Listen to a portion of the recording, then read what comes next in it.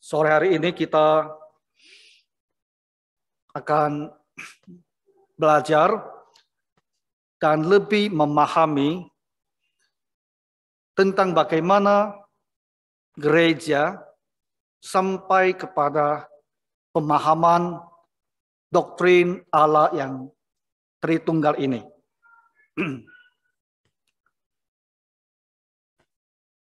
Di kalangan orang Kristen memang dari dahulu dan juga sampai sekarang ada yang meragukan doktrin Allah Tritunggal. Karena mereka mengatakan kata Tritunggal ini tidak ada tertulis di dalam kitab suci. Jadi mereka bilang tidak bisa percaya kepada ajaran ini. Karena istilah Tritunggalnya tidak ada di dalam Alkitab. Istilah Tritunggal memang tidak ada di dalam Alkitab. Istilah ini diciptakan oleh seorang bapak gereja di abad ketiga oleh seorang bernama Tertullianus atau Tertullian, bapak gereja dari Afrika. Setelah dia melihat apa yang dikatakan kitab suci, akhirnya dia bilang kata Tritunggal ini dengan tepat menggambarkan, mencerminkan ajaran kitab suci tentang siapa Tuhan Allah kita ini. Nah, ada juga orang Kristen yang mengatakan ajaran Tritunggal ini tidak ada di Alkitab. Itu adalah hasil ciptaan dari bapak-bapak gereja. Sehingga kami tidak perlu mengikuti ajaran bapak-bapak gereja itu. Karena tidak ada di Alkitab. Sesungguhnya bukan tidak ada di dalam Alkitab. Ada di dalam Alkitab. Tapi nanti kita akan jelaskan bagaimana gereja hampir 300 tahun bergumul untuk memahami siapa Tuhan Yesus ini. Alkitab jelas mengatakan dia adalah Allah. Itu tak disangsikan. Tetapi kealahan Tuhan Yesus ini, derajatnya apakah persis sama dengan kealahan Allah Bapa? Atau dia adalah Allah yang lebih rendah? Atau Allah yang setara? Itu yang dipertanyakan. Lalu hubungan Bapa, Anak, dan Roh Kudus ini, apakah Anak dan Roh Kudus itu lebih rendah di bawah dari Allah Bapa? Ataukah mereka setara? Apakah mereka berasal dari hakikat yang sama? Atau hakikatnya hanya mirip, serupa tapi tidak sama? Nah, inilah isu-isu yang dalam 300 tahun itu diperbincangkan di dalam gereja. Nah, akhirnya pada awal abad keempat, gereja bisa melihat dengan jelas ada pemahaman bersama tentang siapa sesungguhnya Tuhan Yesus dan apa sebetulnya yang dimaksudkan dengan Allah yang Tritunggal ini.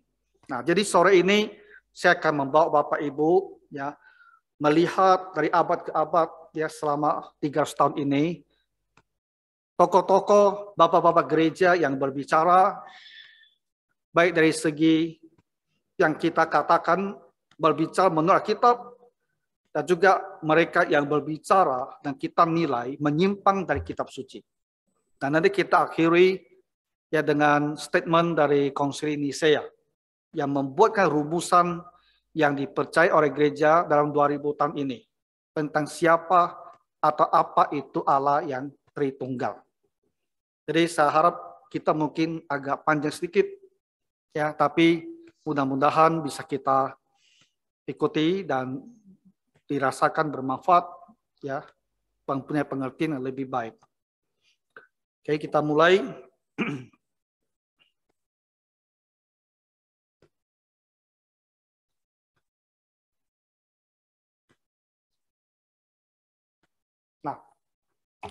Jadi ini adalah rumusan doktrin Tritunggal yang ortodoks, yang benar.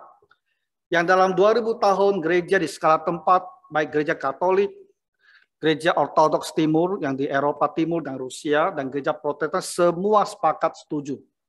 Inilah rumusan yang telah diamini oleh gereja di abad yang keempat.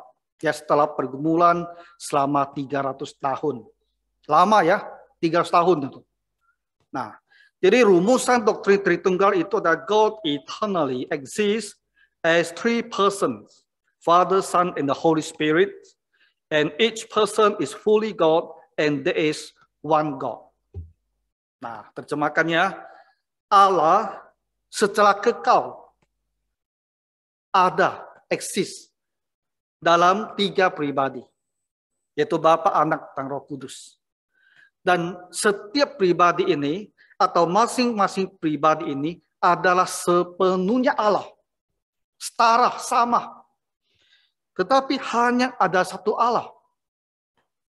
Dan kata lain, Allah itu bagaimana? Allah itu satu, hanya satu Allah. Tapi dalam Allah yang satu ini, terdapat tiga pribadi yang dibedakan. Dan masing-masing pribadi Allah ini adalah Allah. Nah, itulah rumusan doktrin Tritunggal. Jadi kalau kita berpegang pada rumusan ini, kita itu tidak akan salah. Karena kita memahaminya persis seperti apa yang kita peroleh dalam kitab suci. Nah, sekarang kita lihat cara apa yang ditemukan oleh orang Kristen pada abad pertama. Hal-hal yang ditemukan oleh para bapak-bapak rasuli dan bapak-bapak gereja.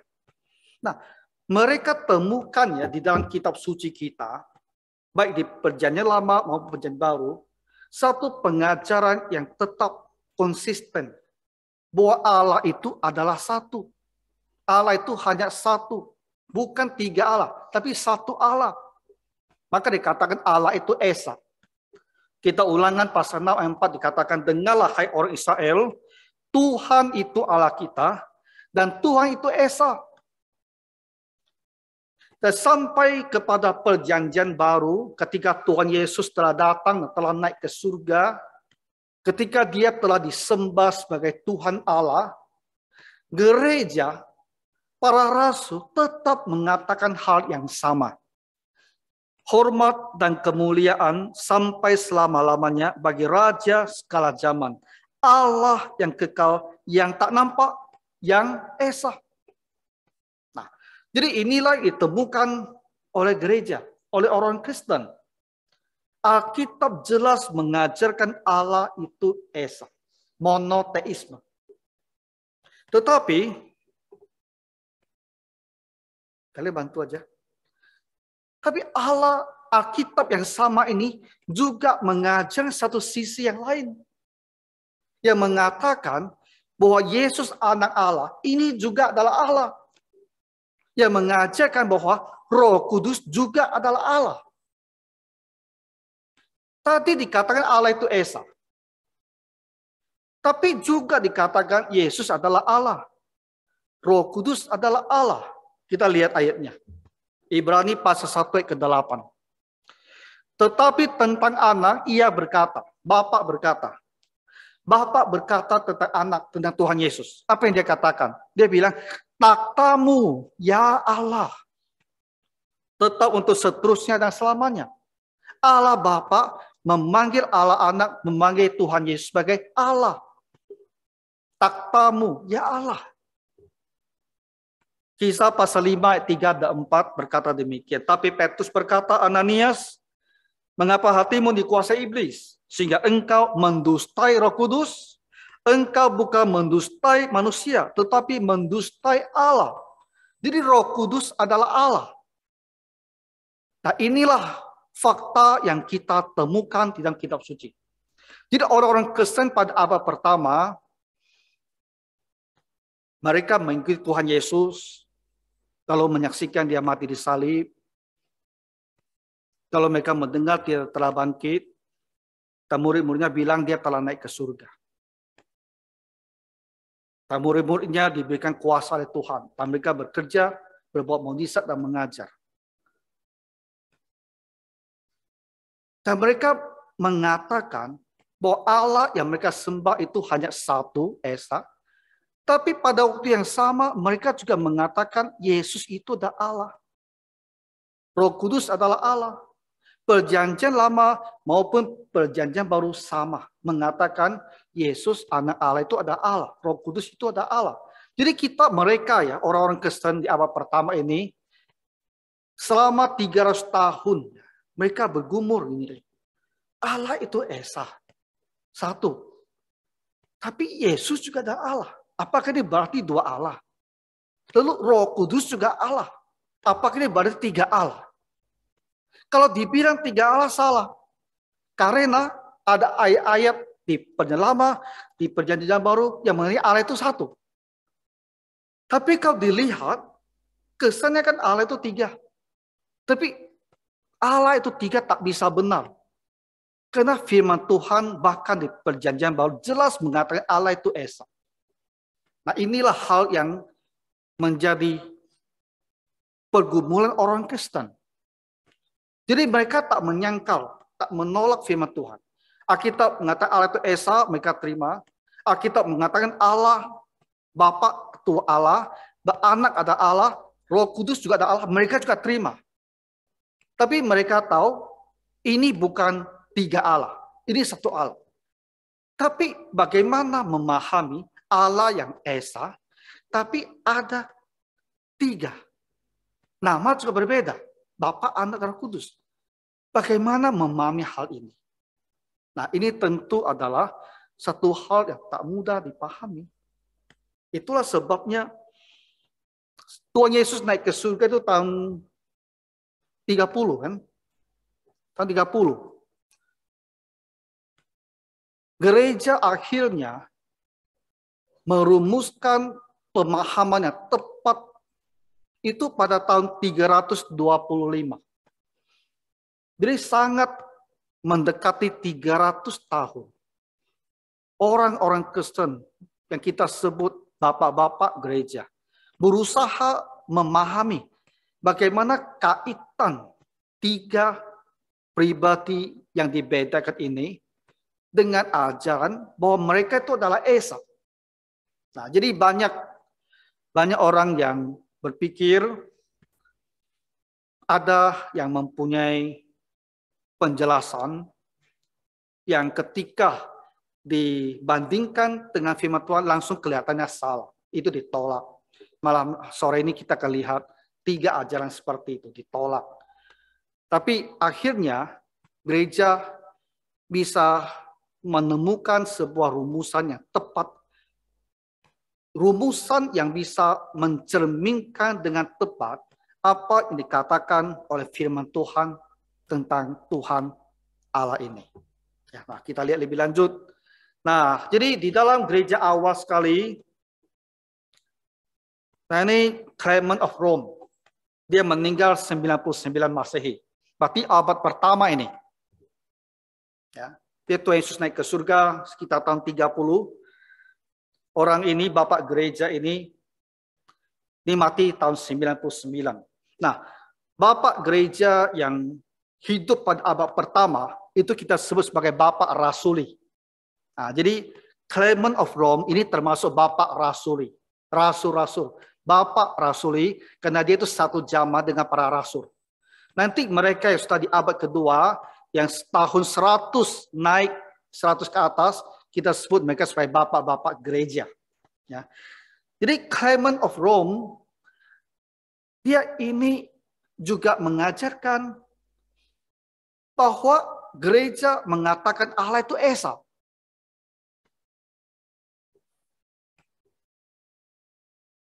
Saya kutip satu bagian saja. Dia bilang, the name of the true and only God. Nama dari Allah yang benar dan Esa.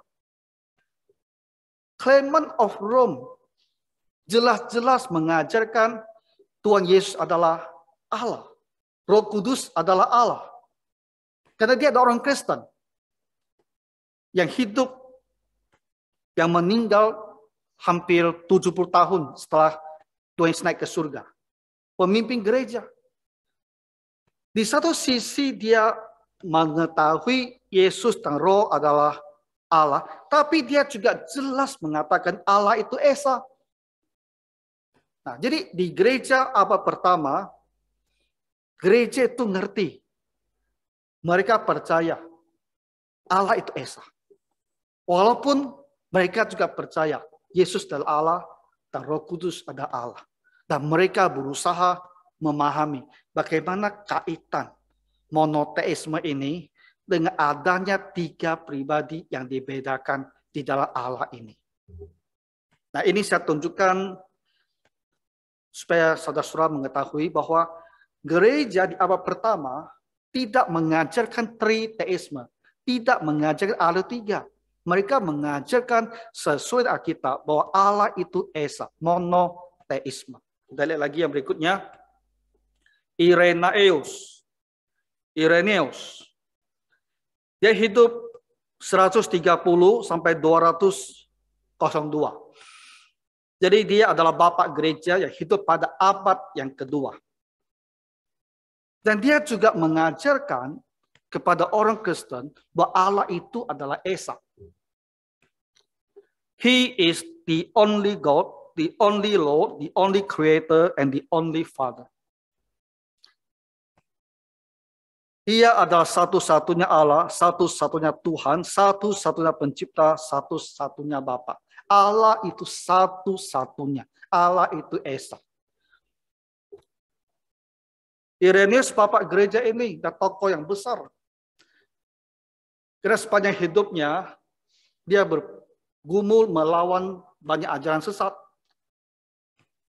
Jadi pada saat dia mengajarkan Yesus adalah Allah, Roh Kudus adalah Allah, dia juga mengajarkan Allah itu Esa.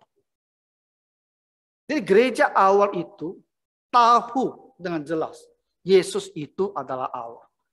Hanya mereka ingin tahu, ingin memahami bagaimana menghubungkan Allah yang Esa dengan Allah yang ternyata terdiri dari 3 pribadi yang dibedakan. Kita lihat lagi. Athenagoras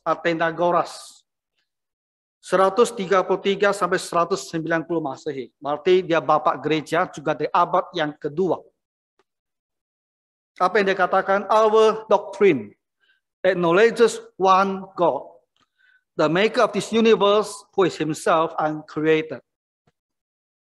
Doktrin kami, dia bilang, mengakui Allah itu Esa, sang pencipta alam semesta yang dirinya sendiri tidak diciptakan.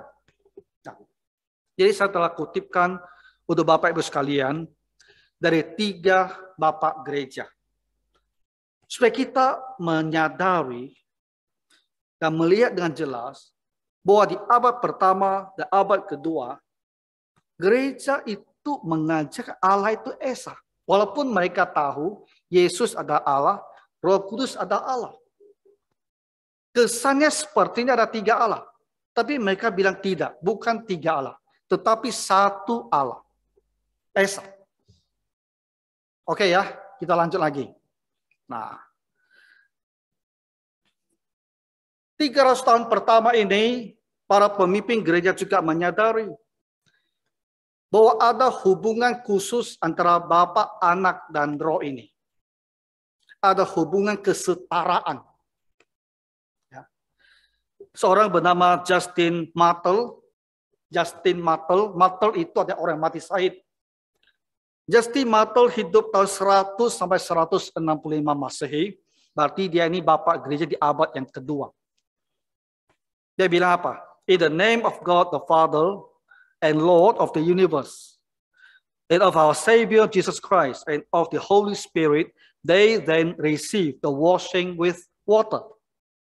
Dalam nama Allah, Sang Bapa, dan Tuhan semesta alam, dan Juru Selamat kita, Yesus Kristus, dan Roh Kudus. Maksudnya dalam nama Allah Sang Bapa, dalam nama Yesus Kristus dan nama Roh Kudus. Itu maksudnya. Mereka menerima air pembasuhan. Justin Martel di abad yang kedua telah mengatakan bahwa orang-orang Kristen itu dibasuh atau dibaptis. Itu dalam nama Bapa, Anak, dan Roh Kudus. 3 pribadi yang dibedakan, yang oleh kitab suci disebut sebagai Allah. Justin Martel melihat kesetaraan mereka. Ada hubungan 3 pribadi ini. Kita lihat lagi yang lain. Seorang bernama Polikarp atau Polikarpus. Hidup tahun 69 sampai 155. Dia ini bisa disebut sebagai Bapak Rasuli. Ya, dia di abad pertama sampai abad kedua. Ini awal sekali orang ini. Sangat awal sekali. Ini muridnya Rasul Yohanes. Nah, karena lihat dia. Lahir 69. Itu berarti sekitar 40 tahun Tuhan Yesus naik ke surga, orang ini lahir. Jadi ini ada generasi Kristen yang awal sekali. Dan apa yang dia katakan? Ketika dia dihukum mati, ya, dia bilang, I glorify you through the eternal and heavenly high priest Jesus Christ, your beloved Son. With him and the Holy Spirit be glory both now and for the ages to come. Aku memuliakanmu melalui imam besar surgawi yang kekal, yakni Yesus Kristus. Bersama dengannya dan Roh Kudus, kiranya kemuliaan dari sekarang sampai selamanya. Jadi Polikarpus ini mengatakan kepada Allah Bapa, Allah Anak, dan Allah Roh Kudus ini kiranya kemuliaan dari sekarang ini sampai selamanya. Dia menyetarakan ketiga pribadi yang dibedakan ini. Jadi gereja awal sekali sudah menyadari bahwa Bapa, Anak, dan Roh yang sama-sama disebut sebagai Allah, mereka itu sesungguhnya adalah setara. Nah, jadi gereja membaca kitab suci dan beransur-ansur mereka lebih memahami. Ini adalah hal yang memang perlu dipergumulkan. Ya, karena dalam pengalaman manusia,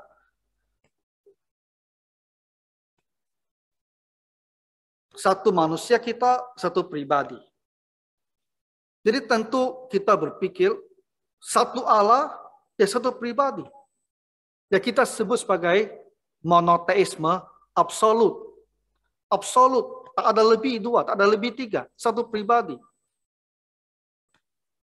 Ini adalah pemahaman sepanjang zaman. Tetapi ketika Tuhan Yesus datang ke dunia ini, muncullah ajaran pemahaman yang baru. Bahwa dia juga adalah Allah. Roh Kudus juga adalah Allah. Tetapi dikatakan Allah itu Esa. Allah yang satu-satunya. Tapi ada 3 pribadi yang berbeda, yang dibedakan. Jadi pasti menghadapi fakta seperti ini, para bapak gereja itu berpikir, bergumul. Ya bagaimana mau memahaminya? Bagaimana hubungan ketiga pribadi ini? Dan mereka butuh waktu yang lama. Beberapa generasi. Ya, 300 tahun untuk mengerti. Nah, jadi pertama-tama mereka melihat ke dalam kitab suci dan mereka sampai kepada satu pemahaman yang disebut sebagai dalam bahasa Inggris the economic trinity. Apa artinya? Hubungan ketiga pribadi dalam Tritunggal ini dilihat dari sisi peran mereka. Apa yang mereka kerjakan dalam kaitan dengan dunia ciptaan ini. Jadi Irenaeus lagi, dia mengatakan demikian. Dia menjelaskan apa itu economic trinity. Father planning everything well and giving his commands.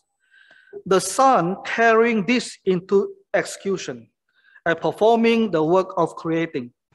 And the Spirit nourishing and increasing what is made. Jadi Irenaeus memberikan pandangannya tentang hubungan ketiga pribadi ini, dan dia melihatnya dari sisi aktivitas masing-masing, peran mereka masing-masing. Dan dia bilang, Allah Bapa merencanakan sesuatu dengan baik dan memberikan perintah. Lalu anak menjalankan perintah itu dan melaksanakan tugas penciptaan. Kemudian Roh Kudus memelihara, merawat, dan membesarkan apa yang telah diciptakan ini. Inilah economic trinity. Ya, Tritunggal itu disorot dari sisi peran mereka. Jadi Bapa yang merencanakan, anak yang melaksanakan rencana itu, Roh Kudus yang memelihara. Supaya apa yang telah dikerjakan itu terus berbuah. Nah, di dalam gereja abad yang kedua, ketika para bapak gereja melihat ya bagaimana hubungan tiga pribadi ini, dan mereka muncul dengan sebuah pemahaman bahwa kalau dilihat dari pekerjaannya, perannya, kita bisa bedakan bapak sebagai yang merencanakan, anak sebagai yang melaksanakan, dan Roh Kudus sebagai yang memelihara. Dan hari ini ada benarnya, karena kita selalu mendengar Tuhan berkata, aku diutus. Ya, Bapak mengutus. Jadi Bapak yang berikan dia perintah. Apa yang harus dia kerjakan. Dan dia diutus, dia dikerjakan. Lalu Tuhan bilang kan, setelah aku pergi, akan datang lagi seorang penolong yang lain. Dan inilah Roh Kudus yang datang untuk memelihara dan membesarkan apa yang telah dikerjakan oleh sang anak. The economic trinity itu adalah satu pengamatan yang tepat tentang hubungan antara Bapa, Anak, dan Roh Kudus. Tapi hal-hal tentang hubungan ketiga pribadi ini tidak terbatas hanya pada economic trinity. Kita tidak hanya menyorotnya dari sisi peran mereka. Ada hal lain perlu kita sorot, kita pelajari. Seperti apakah hakikatnya mereka ini adalah sama?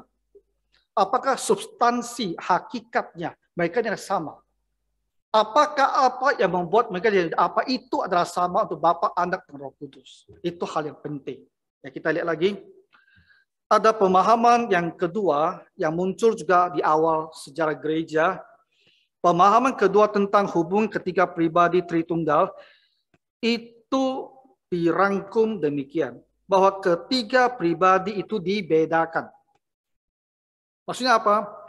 Bapak-bapak gereja menyadari bahwa tiga pribadi ini bukan satu pribadi, tapi tiga pribadi harus dibedakan. Jadi Bapa, Anak, dan Roh Kudus bukan pribadi yang sama.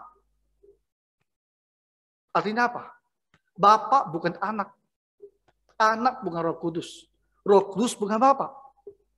Nah, ini adalah pengamatan kedua yang penting yang ditemukan oleh Bapak Gereja di abad kedua ketika mereka mempelajari bagaimana hubungan tiga pribadi yang sama-sama disebut Allah ini. Jadi tidak boleh kita katakan Bapa yang mati bagi kita di atas kayu salib. Tidak boleh. Karena yang mati bagi kita bukan Bapa, itu adalah anak. Bapa dan anak itu harus dibedakan. Ya, contohnya. Nah, lalu Justin Martel dia membuat sebuah pernyataan ketika dia membahas Kejadian pasal 1 ayat 26 dan 27. Dia bilang, we can indisputably learn that God conversed with someone who was numerically distinct from himself and also a rational being. Dia bilang kita bisa ketahui dengan pasti Allah berbicara dengan seorang yang lain yang secara numerik berbeda dengan dirinya sendiri dan juga seorang pribadi yang rasional.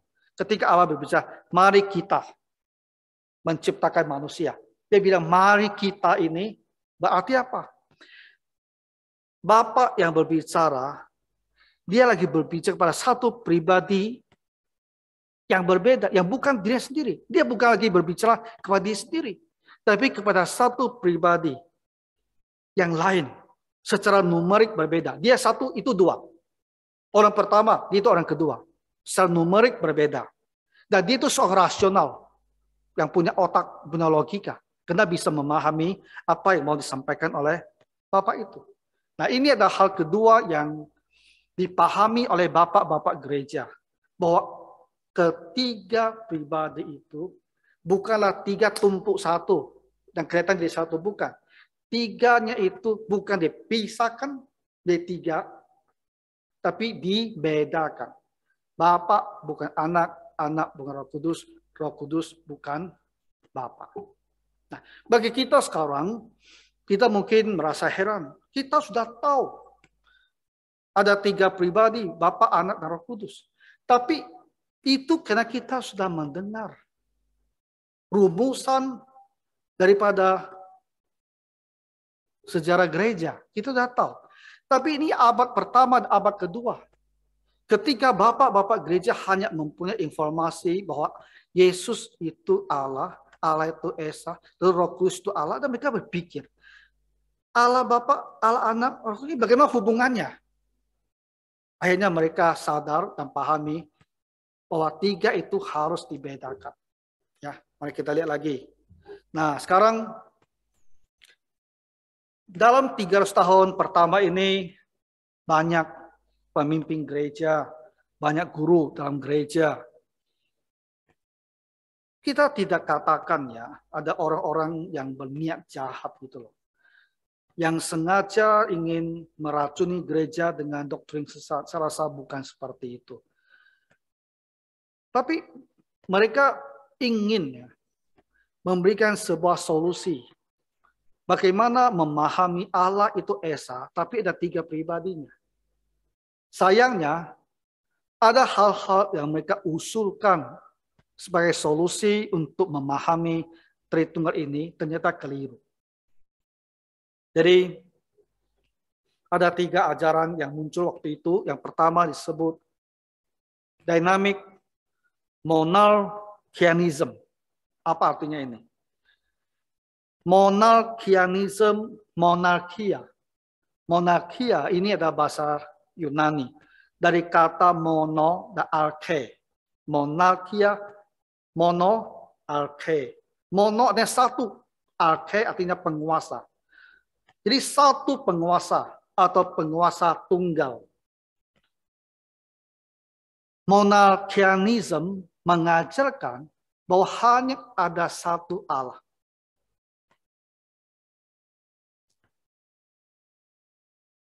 Allah Bapa ada Allah.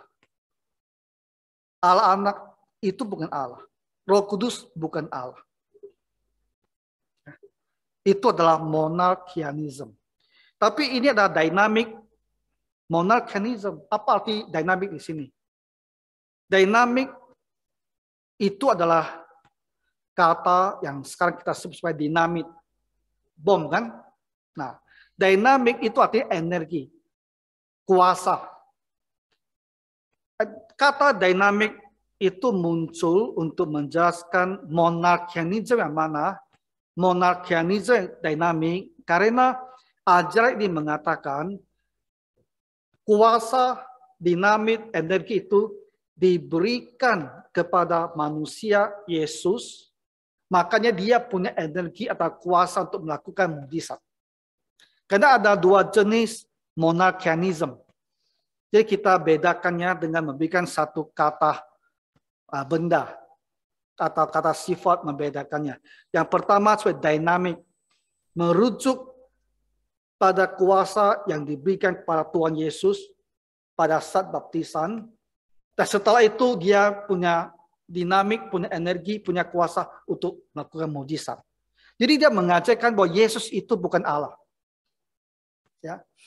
Yesus itu hanya diberikan kuasa sehingga dia bisa berbuat hal-hal yang biasa dilakukan oleh Allah, tapi dirinya itu bukan Allah. Nah, jadi dynamic monarchianism ini mencoba mengatasi permasalahan bagaimana Allah itu Esa, lalu ada 3 pribadi, dengan cara mengatakan Bapa saja Allah, Yesus bukan Allah, Roh Kudus juga bukan Allah. Sehingga dia bilang, ya, malah itu Esa. Yang 2 itu bukan Allah. Tapi Yesus bisa berbuat mukjizat karena dia diberikan energi, dunamis, pada saat dia dibaptis. Nah, tokohnya ada seorang bernama Theodotus of Byzantium. Byzantium itu adalah nama lain dari Konstantinopel. Konstantinopel ada nama lain dari Istanbul masa sekarang di Turki. Ya, kita mungkin mendengar Istanbul kan? Nah, Istanbul namanya sekarang. Dulu disebut Konstantinopel. Nah, sebelumnya lagi disebut Bizantium. Jadi Theodotus dari Bizantium inilah orang pertama yang mengeluarkan ide bahwa penguasa itu tunggal, mono. Yesus bukan penguasa tunggal itu. Penguasa tunggal itu hanya Bapa. Yesus berbuat hal-hal yang bisa dilakukan oleh Allah. Karena diberikan dinamit, diberikan energi, diberikan kuasa ini ketika dia dibaptis di Sungai Yordan. Tapi dia bukan Allah. Nah, tentu ajaran seperti ini tidak akan bisa diterima. Karena Alkitab jelas mengatakan dia adalah Allah. Allah yang kekal. Ajaran Theodotus ini disebarluaskan oleh seorang bernama Paul of Samosata. Jadi orang ini hidup tahun 200 sampai 275. Jadi generasi berikutnya dari Theodotus, dan dialah yang mempopulerkan ajaran daripada Theodotus ini. Tapi ajaran ini tak bertahan di gereja karena para pemimpin gereja dengan cepat melihat ini ajaran tak sesuai dengan hal-hal yang kita ketahui tentang Tuhan Yesus di Alkitab. Jadi ditolak langsung sehingga tidak menjadi masalah besar. Tapi ini adalah sebuah upaya awal untuk menjelaskan hubungan ketiga pribadi Allah ini yang dikatakan Esa. Ini juga disebut sebagai adoptionism. Ada satu minggu nanti kita akan bahas ini dengan lebih tuntas. Ya. Pemikiran yang kedua, nah ini tadi sudah saya jelaskan, kita lewatkan, disebut modalistic monarchianism. Nah, monarchianism tetap sama. Penguasa itu tunggal, mono, arche mono, penguasa tunggal. Tapi di sini dijelaskan kata modalistik. Karena dia mengatakan penguasa yang tunggal ini dalam berhubungan dengan kita manusia bisa muncul dalam 3 mode yang berbeda. Dia bisa menampilkan diri kadang sebagai Bapa, kadang sebagai Anak, kadang sebagai Roh Kudus. Maka disebut modalistic monarchianism. Nah ini berpengaruh sekali di dalam gereja awal, walaupun sesat sebetulnya. Diperkenalkan oleh seorang bernama Paracelsus di Roma akhir abad kedua. Paracelsus inilah yang punya ide seperti ini. Lalu ajaran dia disebarluaskan oleh seorang bernama Noetus dari Smyrna. Dan Noetus ini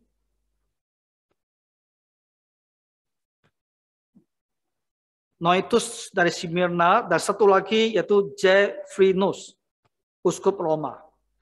Nah, Jeffrinus ini mempunyai 2 orang murid, yaitu Calixtus. Oke, saya ulang lagi ya. Ini catatannya keliru sedikit.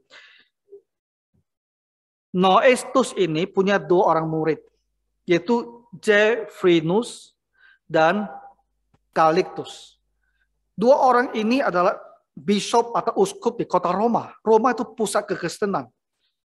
Jadi dua uskup di kota ini adalah murid daripada Noetus, sehingga mereka menyebarluaskan ajaran modalistik monakianisme ini. Dan dia mempunyai pengaruh yang besar di dalam kekristenan ya pada permulaan abad ketiga. Dan hal yang sama, ajaran sama nantinya juga diteruskan satu generasi ke bawah lagi oleh seorang bernama Sabellius. Dia hidup sekitar tahun 260 Masehi. Jadi ini adalah pengajaran yang berpengaruh sekali, sudah berkembang besar di kota Roma. Ya, itu pusat daripada kekristenan. Jadi apa yang dikatakan oleh modalistik monarkianisme ini? Pertama dia bilang Allah itu esa.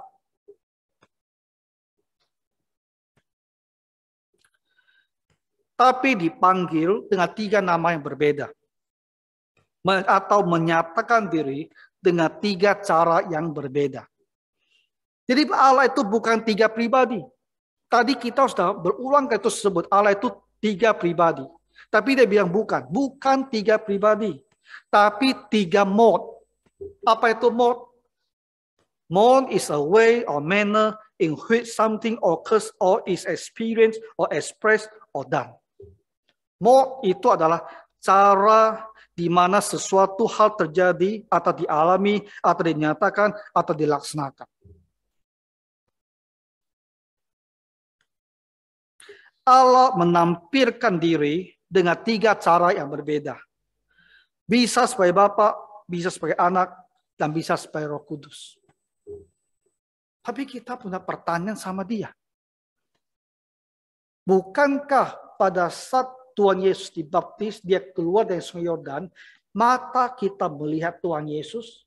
Pada waktu yang sama kita melihat Roh Kudus turun ke atas dia. Pada waktu yang sama kita mendengar suara Bapa berkata, inilah anakku yang kukasihi, kepadanya aku berkenan. Bukankah pada saat yang sama tiga-tiga muncul? Mereka tidak bergantian. Jadi bagaimana bisa dikatakan bahwa Allah itu muncul dalam tiga mode yang berbeda? Tiga mode berbeda. Kalau dia sekarang keluar sebagai Bapa, Anak, Roh Kudus tidak ada. Tapi kalau dia nanti keluar sebagai Roh Kudus, Bapa dan Anak tidak ada. Itu ajarannya. Tapi Alkitab just mengatakan pada waktu yang sama tiga-tiganya ada. Tetapi ajaran ini bertahan cukup lama. Ya, nanti oleh Sabellius, dia akan mempunyai pengikut yang sangat besar sekali. Nah, Sabellianism atau modalism, nanti kita ada satu minggu juga untuk khusus membahas ajaran Sabellius ini. Nah, Tertullian terhadap ajaran monakianisme ini, dia membuat pernyataan. Tertullian ini, dia bilang begini, all are of one. Ayat tentang Allah. By unity of substance, while the mystery of economy is still guarded, which distributes the unity into a trinity, placing in their order of the three persons, the Father, the Son, and the Holy Spirit. Apa yang dikatakan oleh Tertullianus? Dia bilang, semuanya adalah satu. Oleh kesatuan hakikat. Oleh kesatuan hakikat, oleh kesatuan substansi. Ketiganya itu dari hakikat yang sama. Meskipun misteri, peran masing-masing harus kita jaga. Artinya peran masing-masing harus kita terus bedakan. Mereka punya peran berbeda-beda, tak boleh campur. Yang membuat kesatuan ini dinyatakan dalam ketigaan. Yaitu mengikuti urutan tiga pribadi, Bapa, Anak, dan Roh Kudus. Jadi menghadapi ajaran monarkianisme ini, Tertullianus membuat pernyataan. Ketiganya itu adalah satu. Mereka dari substansi yang sama. Bagi dia, kenapa dari satu disebut tiga? Karena ada perannya yang berbeda. Nah, kita lihat lagi. Origen 185 sampai 253, dia juga menolak ajaran monarchianism ini. Trinitarian relationships are eternal. That is, there was never a time when the Son and the Spirit did not exist. Hubungan Tritunggal itu kekal. Artinya Bapa itu kekal, Anak itu kekal, Roh Kudus itu juga kekal. Tidak pernah ada waktu di mana Anak atau Roh itu tidak ada. Sama-sama ada kekal. Nah, kita lihat ajaran sesat yang ketiga disebut sebagai Arianism oleh seorang bernama Arius. 256 sampai 336. Ini berarti seorang bapak gereja di abad ketiga dan abad keempat. Pemimpin gereja. Dan dia mencoba menjelaskan bagaimana kaitan Allah Esa tapi tiga pribadi. Ini selalu mereka mencoba menjelaskan. Tapi ada yang menjelaskan dengan cara yang bertolak belakang dengan pengetahuan kitab peroleh dan kitab suci. Sehingga mereka menjadi ajaran sesat. Kita lihat apa dia katakan. The Son of God was God's first creative act. Son of God to be merely a created being with divine attributes. There was a time when he, the Son, was not. Dia bilang, anak Allah adalah aksi atau perbuatan kreatif Allah yang pertama. Maksudnya, dari semua yang diciptakan oleh Allah, anak Allah yang pertama kali diciptakan. Anak Allah hanyalah makhluk ciptaan dengan sifat-sifat ilahi. Ada waktu di mana anak itu tidak ada. Jadi anak itu tidak kekal. Tertullianus tadi sudah bilang, ketiganya itu kekal. Tapi Arius bilang tidak. Ada waktu di mana anak itu tidak ada. Dia tidak kekal. Athanasius, abad keempat, boleh dikatakan tokoh paling besar dalam pergumulan melawan ajaran sesat yang ada di gereja pada masa itu. Athanasius. Dia seorang diaken. Halo? Seorang diaken. Athanasius dia bilang, Son and Holy Spirit as homoousios. Kata homoousios, nampak tidak? Ini ada kata kunci dalam perdebatan tentang hakikat Tuhan Yesus. Apakah hakikat Tuhan Yesus sama dengan hakikat Allah Bapa? Arius bilang serupa, tapi tidak persis sama. Dan dia sebut homoiousios. Dia tambah satu i, homoiousios. Serupa, mirip, tapi tidak sama. Jadi Yesus punya hakikat sedikit berbeda dengan hakikat Allah Bapa. Maksudnya adalah Yesus ada Allah, tapi kualitas keilahian itu sedikit lebih rendah daripada kualitas keilahian Allah. Dengan kata lain, dia tidak sepenuhnya Allah. Itu ajaran si Arius. Tapi Athanasius bilang tidak demikian. Dia bilang, Son and Holy Spirit is homoousios. Homo, sama. Persis sama. Homo, bukan homoi. Homoousios. Of the same nature. Dari hakikat yang sama. And consubstantial. Dari hakikat yang satu dan sama dengan Bapa. Inilah pernyataan yang sangat hebat sekali. Kita mengatakan hakikat dari Yesus, Roh Kudus, dan Bapa adalah sama. Tiga-tiganya adalah sepenuh-penuhnya Allah.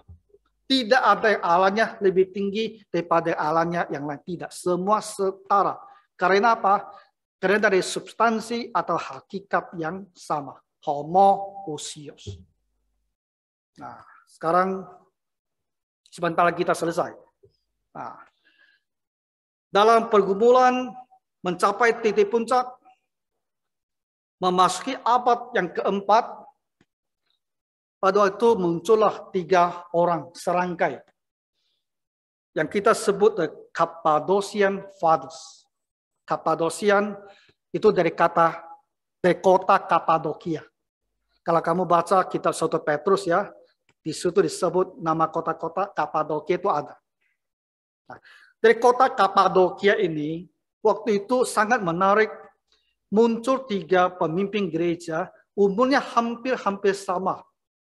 Ya, umur mereka hampir-hampir sama.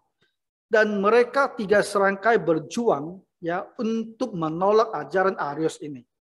Nah, ketiga orang ini pertama adalah Basil the Great, lahir 330. Gregory of Nyssa, lahir 335, selisih 5 tahun saja. Dan Gregory of Nazianzus, 329. Apa yang mereka katakan? Ajaran dari Cappadocian Fathers. The Godhead is one in 3, and the 3 are one, in whom the Godhead is, or to speak more accurately, who are the Godhead. Allah itu satu dalam 3, dan ketiganya adalah satu. Di dalamnya, di dalam ketiga inilah kealahan berada, atau lebih tepat dikatakan itulah Allah. Jadi Cappadocian Fathers mempunyai kontribusi dalam pengajarannya bahwa dalam kealahan Allah itu ada 3 pribadi. 3-tiganya itu adalah satu Allah. Poin kedua yang disampaikan, Cappadocian Fathers ini yang menetapkan urutan Bapa, Anak, dan Allah, dan Roh Kudus. Definite Trinitarian order from the Father to the Son to the Holy Spirit. Urutan Tritunggal itu ada dari Bapa melalui Anak dan kepada Roh Kudus. Maka kita bilang Bapa, Anak, dan Roh Kudus. Kita tak bilang Anak, Bapa, Roh Kudus. Karena urutannya ini ditetapkan oleh ketiga Bapak gereja ini, Cappadocian Fathers. Harus selalu bilang Bapa dulu, lalu Anak, lalu Roh Kudus. Ya, jadi kalau kita sebut, kamu harus ingat, itulah kontribusi pemahaman dari the Cappadocian Fathers. Bapak-bapak dari Kappadokia. Oke, terakhir. Jadi, abad keempat, ada perbedaan pandangan sedemikian rupa. Akhirnya oleh Konstantin yang Agung, Kaisar. Konstantin, dia kumpulkan pemimpin gereja di sebuah kota kecil bernama Nicea, salah satu di Italia sekarang. Dari situlah hal yang utama, bagaimana kaitan Allah Esa dengan 3 pribadi itu dirumuskan. Ajaran Arianisme disampaikan sebagai ajaran sesat yang harus dibuang dari gereja.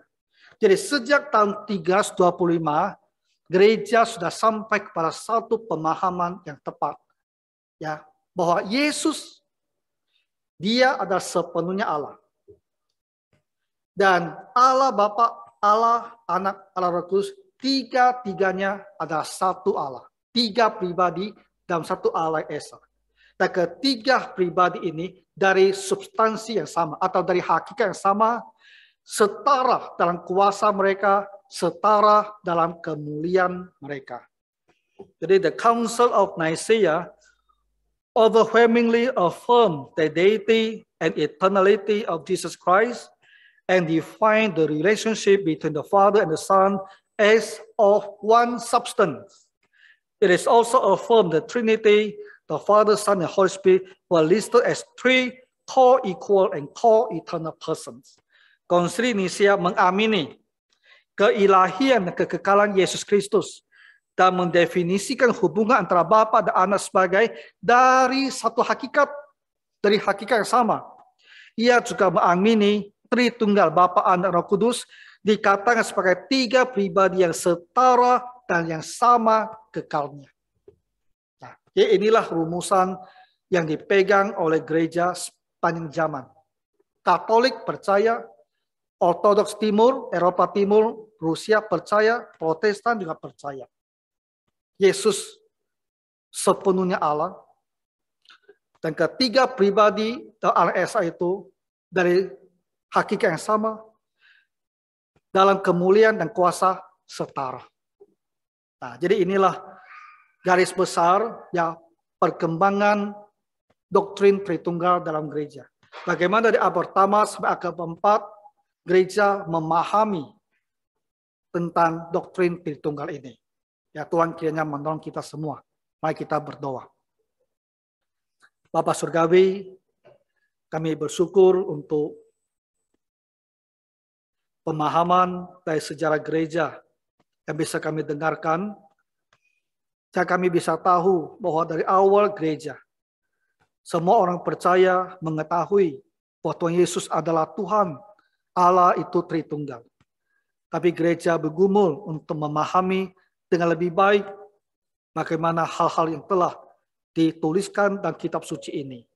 Kami bersyukur untuk semua hal yang telah dipergumulkan dan rumusan yang telah dibuat sehingga kami bisa mempunyai sebuah pegangan yang benar tentang hal-hal yang harus kami percayai, kami yakini tentang Tuhan Allah yang Tritunggal ini.